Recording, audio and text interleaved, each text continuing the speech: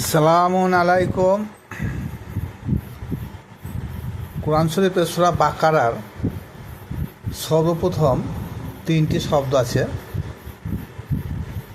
আলিফ লাম মিম। এই তিনটি শব্দের মানে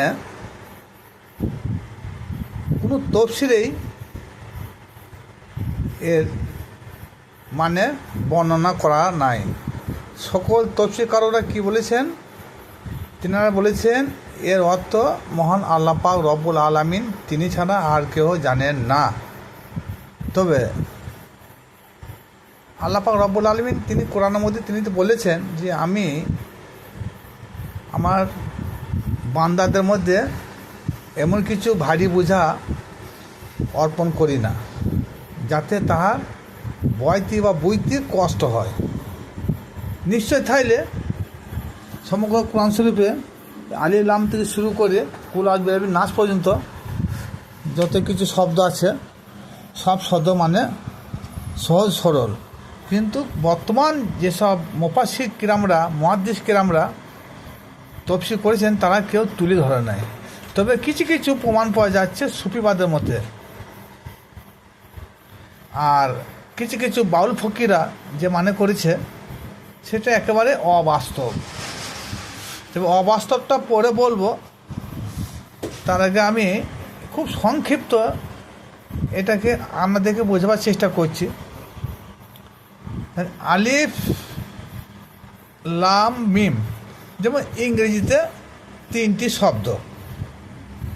যেমন আমি নিজের থেকে বলছি, আমার নাম কাজী গুলাম মর্তুজা। তাহলে আমি সংক্ষিপ্ত যখন লিখি তখন কে জি এম, তাহলে কী হলো? আমাকে কেতে কাজী সাব্যস্ত করতে হবে, আর জিতে গুলাম সাব্যস্ত করতে হবে, আর এম এ মর্তুজা সাব্যস্ত করতে হবে। তাহলে কী হবে? কে জি এম। তাহলে কী হলো? কেতে কাজী, জিতে গুলাম, এম এ মর্তুজা। আবার আর একটা হতে পারে, যেমন কেতে খন্দেকার হতে পারে, জিতে গোলাম হতে পারে, এম এ মর্তুজা না হে মোস্তফা হতে পারে। তাহলে কী হলো? খন্দেকার গোলাম মোস্তফা। আবার মর্তুবাও হতে পারে, খন্দেকার গোলাম মর্তুবা। তাহলে আমি যেটা বলতে চাইছি, তিনটি অক্ষর তিনটি শব্দই তিনটি ওই অক্ষর দিয়ে শব্দ তৈরি করতে হবে।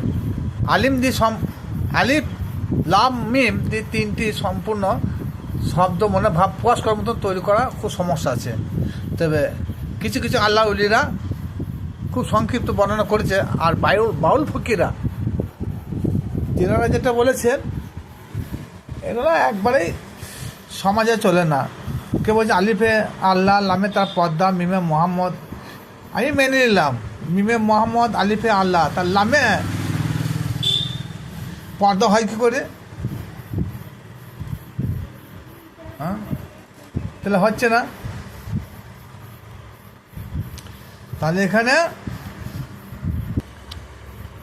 এখানে আমি যেটা একটা প্রমাণ দিলাম, আলিফে আল্লাহ মেনে নিলাম, তাই লামে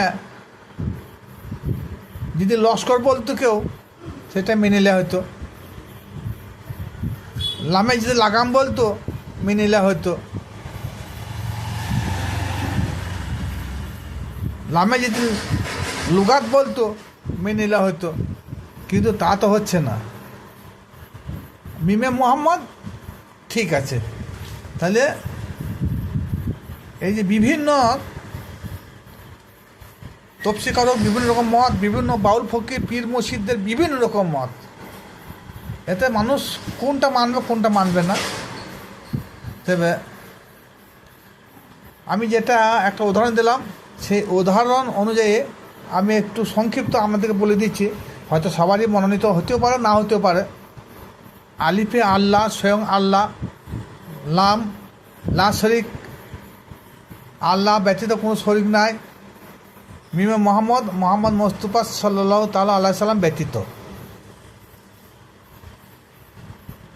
কারণ মোহাম্মদ মুস্তাফা সাল্লাল্লাহু তাআলা আলাইহি সাল্লাম স্বয়ং তিনি আল্লাহরই একটা নূরের অংশ। এরপরে এপার বাংলা ওপার বাংলা একজন বিখ্যাত আল্লাহর ওলি তিনি লিখেছেন, বাবা সদরুদ্দিন চিশতি, আলিফ লাম আল মিমে মোহাম্মদ।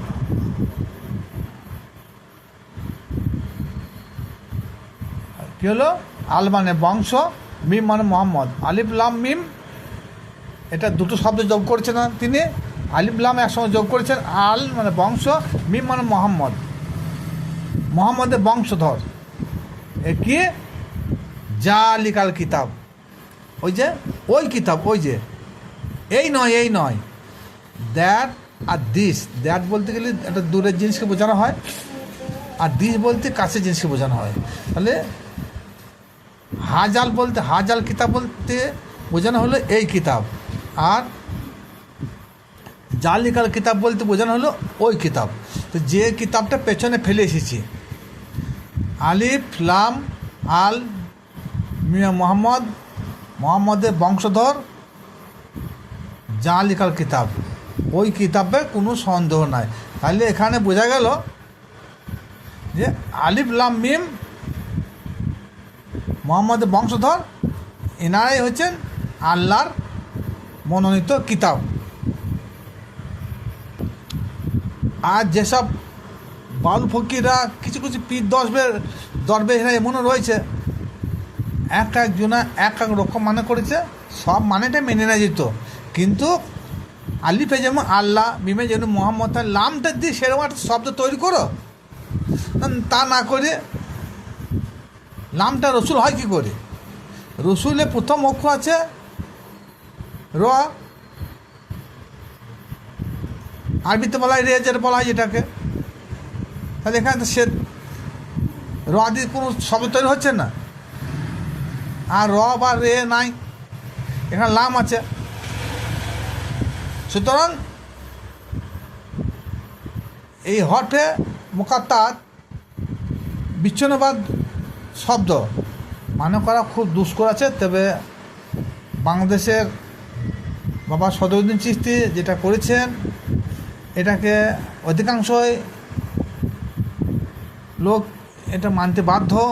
আমি সেটাকে আপনাদের সম্মুখে একবার ঝালিয়ে দিলাম যে আলিফ লাম আল মিমে মোহাম্মদ, মোহাম্মদ হল আল্লাহর কিতাব, এবং আবার বলা যেতে পারে আলে মোহাম্মদ, মোহাম্মদের বংশধর বা রসুলের বংশধর হলো আল্লাহর কিতাব। খুব সংক্ষিপ্ত আলোচনা করলাম, আর বাকি যেগুলো শুনেন সেগুলো মানা যাবে না, হয়তো মানতে পারেন, আপনাদের ব্যাপার। ভিডিওটা শুনে যেতে ভালো লাগে শেয়ার ও লাইক করবেন।